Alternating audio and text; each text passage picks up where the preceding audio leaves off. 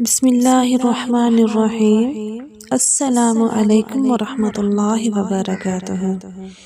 ناظرین کیسے ہیں آپ سب؟ الحمدللہ میں بالکل ٹھیک ہوں، امید کرتی ہوں آپ سب بالکل ٹھیک ہوں گے۔ آج میں آپ کو قرآن پاک کی ایک ایسی سورت کے بارے میں بتانا چاہتی ہوں جسے پڑھ کر آپ انشاءاللہ تعالی ہمیشہ امیر رہیں گے، اور آپ کی دولت، آپ کی جائیداد، آپ کا رزق، آپ کا کاروبار ہمیشہ آپ کے پاس رہے گا اللہ کے حکم سے۔ سب سے پہلے آپ سے گزارش یہ ہے کہ اگر آپ ہمارا چینل پہلی مرتبہ دیکھ رہے ہیں تو چینل کو سبسکرائب لازمی کریں اور ویڈیوز کو لائک بھی کر دیں، اور اگر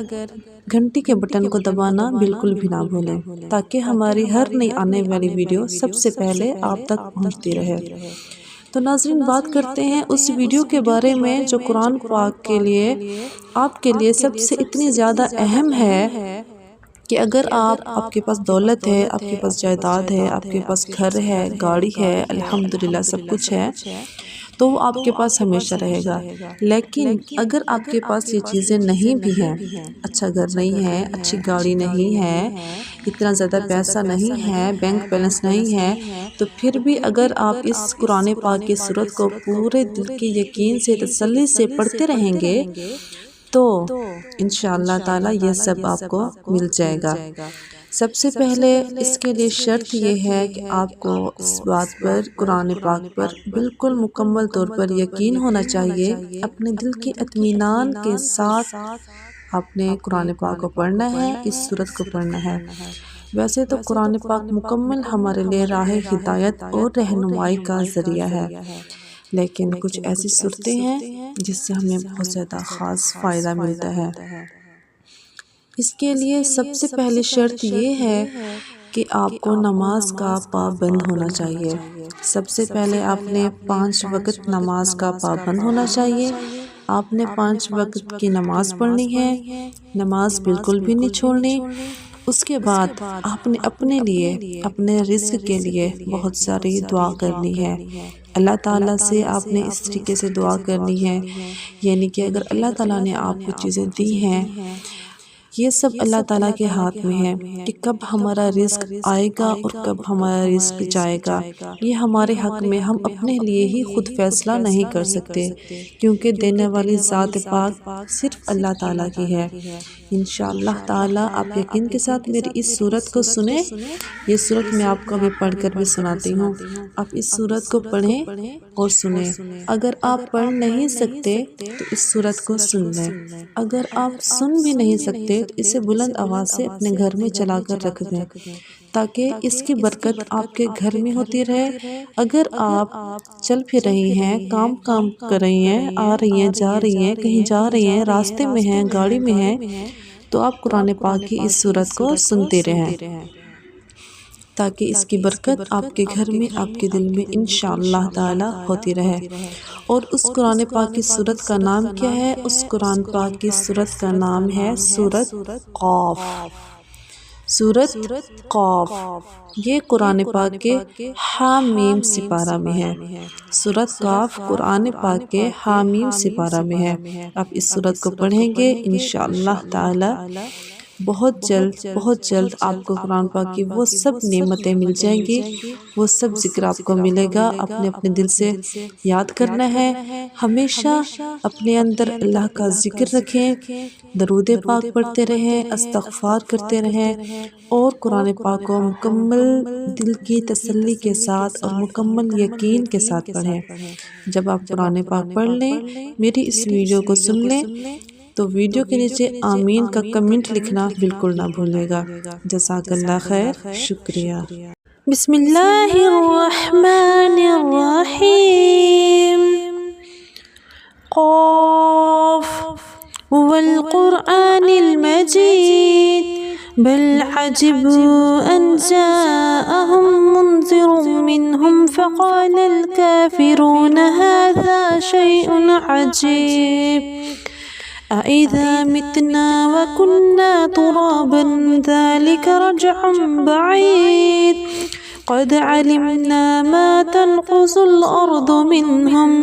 وعندنا كتاب حفيظ بل كذبوا بالحق لما جاءهم فهم في أمر مريج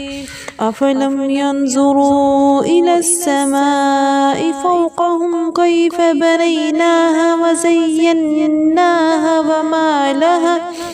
من فروج والأرض مددناها وألقينا فيها رواسي وأنبتنا فيها من كل زوج بهيج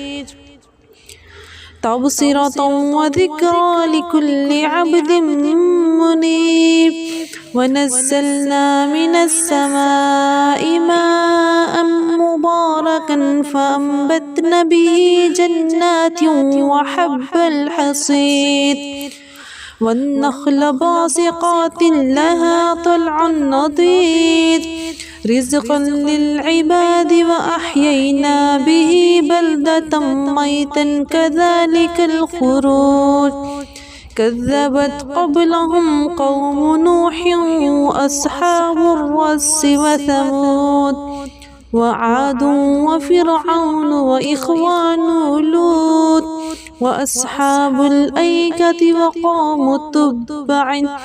كل كذب الرسل فحق وعيد أفعينا بالخلق الأول بل هم في لبس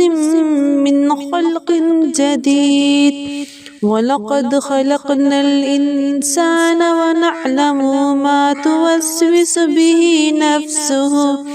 ونحن أقرب إليه من حبل الوريد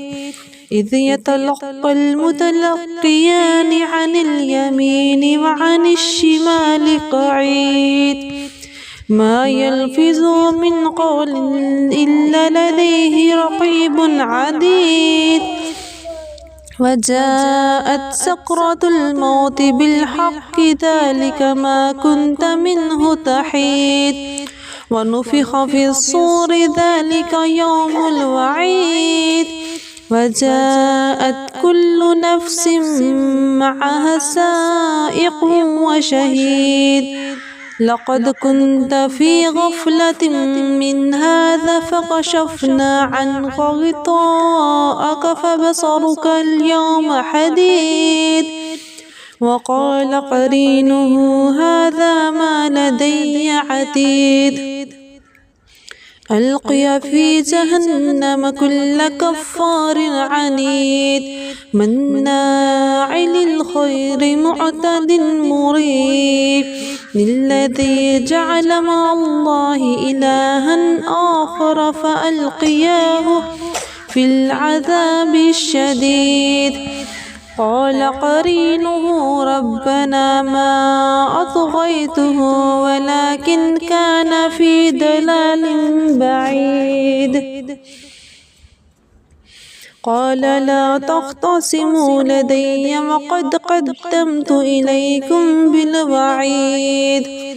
ما يبدل القول لدي وما أنا بظلام للعبيد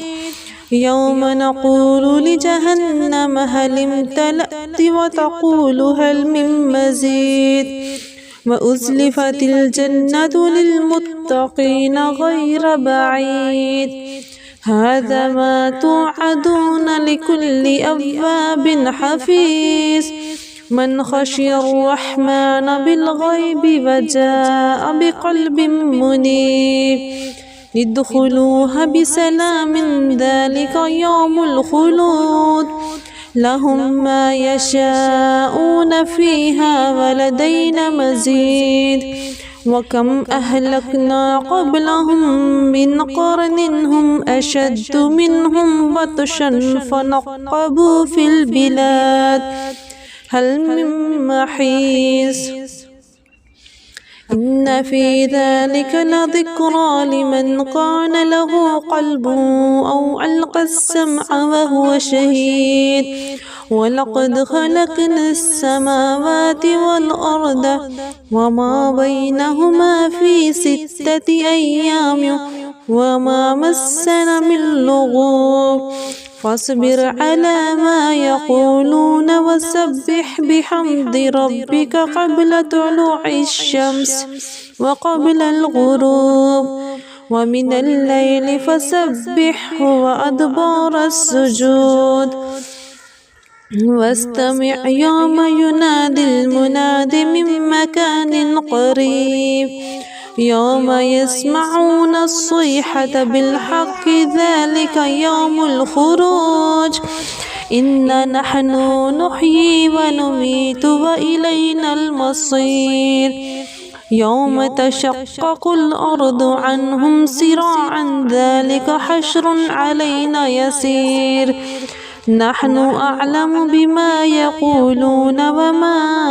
أنت عليهم بجبار فذكر بالقرآن من يخاف وعيد صدق الله العظيم.